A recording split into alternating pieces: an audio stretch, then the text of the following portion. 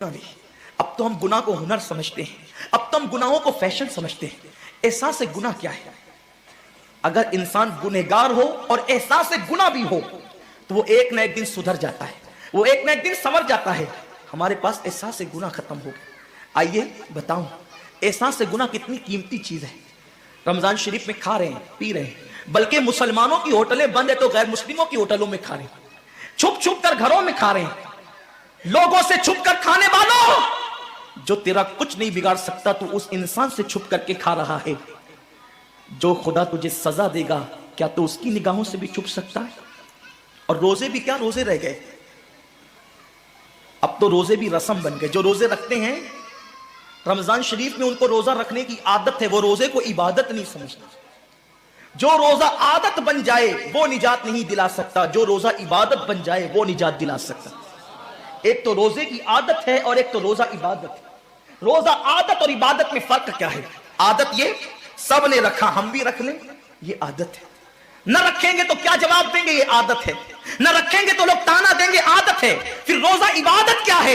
रोजा इबादत यह है कि अल्लाह ने रोजा रखने का हुक्म दिया है और मुस्तफा जान रहमत ने रोजे का हक यह बताया है, अगर तू रोजा रखे तो सिर्फ भूखा प्यासा न रहे, बल्कि तेरा हाथ भी रोजेदार रहे, तेरी जबान भी रोजेदार रहे, तेरी आंख भी रोजेदार रहे, तेरा पैर भी रोजेदार रहे, तेरा कान भी रोजेदार रहे। कान रोजेदार इस तरह कि कान अल्लाह के ममनू करदा चीजों को न सुने, हाथ रोजेदार इस तरह हाथ अल्लाह के मना करदा कामों को न करे, जबान रोजेदार इस तरह कि जबान अल्लाह की ममनू करदा चीजों को अदा न करे, पैर रोजेदार इस तरह कि पैर उस जगह चलकर न जाए जहां अल्लाह ने जाने से मना किया है। जब तू इन सारे आज़ा को रोजेदार बनाता है तो ऐसे रोजे के मामले में मेरा अल्लाह फरमाता है रोजा मेरे लिए है और मैं ही उसकी जजा हूं। हर अमल की जजा जन्नत है, रोजे की जजा खुदा की जात है। इसीलिए आका फरमाते हैं रोजेदार को दो खुशी है, एक तो इफ्तार के वक्त, दूसरा लिकाए रहमान के वक्त, खुदा की जियारत के वक्त। सहाबा ने पूछा आका हम अल्लाह की जियारत कैसे करेंगे? आका फरमाते हैं जैसे तुम आसमान पे चांद देखते हो बिला तमसील, उसी तरह तुम खुदा की जियारत किया करोगे। ये रोजेदारों की शान है। आज के रोजे क्या है? जिसमें झगड़ा, जिसमें गीबत, जिसमें चुगली, जिसमें फसाद। रोजे को आदत मत बनाओ, रोजे को इबादत बनाओ।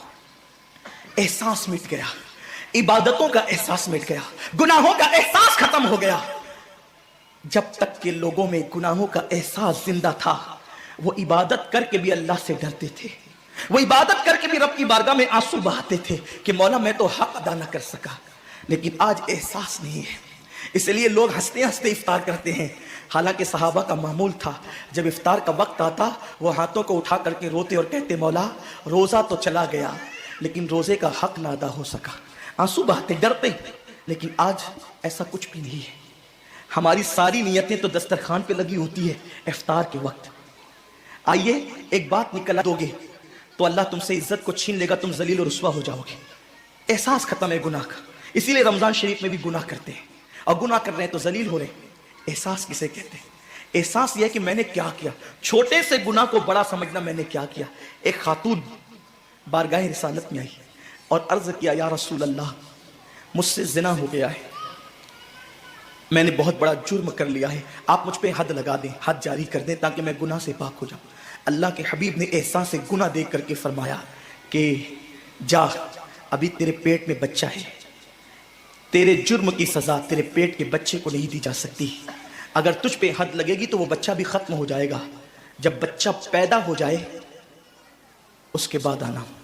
बच्चा पैदा हो गया तो वो लेकर के आई। आका फरमाते हैं तेरी जान चली जाएगी तो इसकी परवरिश कौन करेगा, इसको दूध कौन पिलाएगा? जा इसको दूध पिला उस वक्त तक जब तक ये खाने न लगे। वो बच्चे को 2 साल तक दूध पिलाती रही और जब बारगाह रिसालत में आई तो बच्चे के हाथ में रोटी का टुकड़ा दे करके आई। बच्चा रोटी खा रहा था। अर्ज़ की आका मुझ पे हद जारी करें ताकि मेरा गुनाह जो मेरे दामन पे लगा है वो धुल जाए। हुजूर ने 3 मरतबा उसको अपने दरवाजे से टाला। अगर कोई दूसरा होता उसको ढील दी जाती तो वो भाग जाता, दोबारा पलट करना आता। लेकिन एहसास गुनाह था, गुनाह का एहसास था कि यहां गुनाह मिट जाए ताकि वहां जवाब देने से बच जाऊं। उस खातून ने तीसरी मर्तबा हाजिरी दी, हुजूर अब मेरा बच्चा रोटी खाने लगा है, मुझ पे हद लगा दे ताकि मैं पाक हो जाऊं। अल्लाह के हबीब ने फरमाया, अल्लाह की बंदी, जब अल्लाह ने तेरे जुर्म पे पर्दे डाल दिए थे तो तूने इजहार जुर्म क्यों किया? अब चूंकि तू जुर्म का इजहार कर चुकी है, इकबाल गुनाह कर चुकी है, अब तुझ पे हद लगाई जाएगी। और उसको संगसार कर दिया गया। जब वो मर चुकी और उसको दफन कर दिया गया तो किसी ने कहा, कितनी बदबख्त थी वो औरत जिसने रसूल पाक के दौर में मुंह काला किया। मेरे नबी ने फरमाया, तो उसका गुनाह देखता है, तो उसका एहसास से गुनाह नहीं देखता। उसने ऐसी तौबा की है, अगर उसकी तौबा 70 जहन्नमियों पे तकसीम की जाती तो अल्लाह उनको भी जन्नत अता फरमा देता।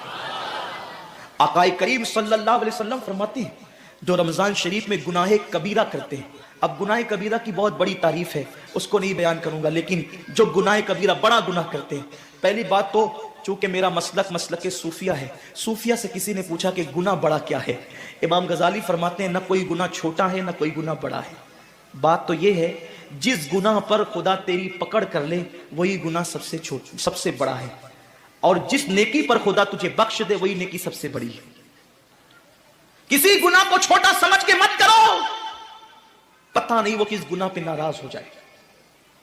तो अल्लाह के हबीब सल्लल्लाहु अलैहि वसल्लम फरमाते हैं, जो रमजान शरीफ में बड़ा गुनाह कबीरा गुनाह करते हैं, साल भर तक फरिश्ते उस पे लानत करते रहते हैं, और अगर उसी साल उसको मौत आ जाए, उसी साल जिसने माह रमजान में गुनाह कबीरा किया था, उसने बड़ा गुनाह किया था। अब बड़े बड़े गुनाहों को गिनाया गया। मिसाल के तौर पर किसी औरत पर गलत नियत से नजर डालना, यह गुनाह कबीरा है। झूठी कसम खाना, यह गुनाह कबीरा है।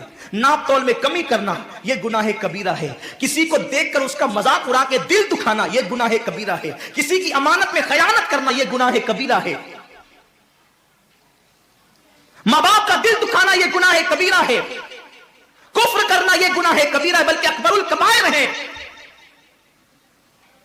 70 की फहरिस्त इमाम सुयूती ने गिनाई है, और फिर 70 की फहरिस्त गिनाने के बाद फरमाते हैं 70 पर, यानी 1 2 3 4 वाला 70 नहीं, बल्कि अल्लाह के हबीब ने यहां जो 70 फरमाया है, ये 70 गिनती वाला 70 नहीं है, बल्कि कसरत बताने के लिए 70 है। जैसे कि हम कहते हैं ना, मैंने तुझे 50 बार समझाया तू नहीं माना, मैं 100 बार तेरे घर आया तू नहीं मिला, तो इसका मतलब ये नहीं कि 99 के बाद एक जो मिला करके आता है वो 100 नहीं, गिनती का 100 नहीं। यहां 100 बताना कसरत बताने के लिए है, यहां 50 कहना कसरत बताने के लिए है। तो अल्लाह के हबीब फरमाते हैं 70 बड़े गुनाह है, यानी इतनी तवील तादाद में इतनी कसरत से है बड़े गुनाह कि तुम उनको शुमार नहीं कर सकते। बस इतना कि जिस गुनाह पे खुदा नाराज हो जाए वो बड़ा गुनाह। तो जिसने रमजान शरीफ में कसदन बड़ा गुनाह किया, कसदन, नमाज को छोड़ना भी गुनाह है कबीरा है, नमाज को तर्क करना भी गुनाह है कबीरा है।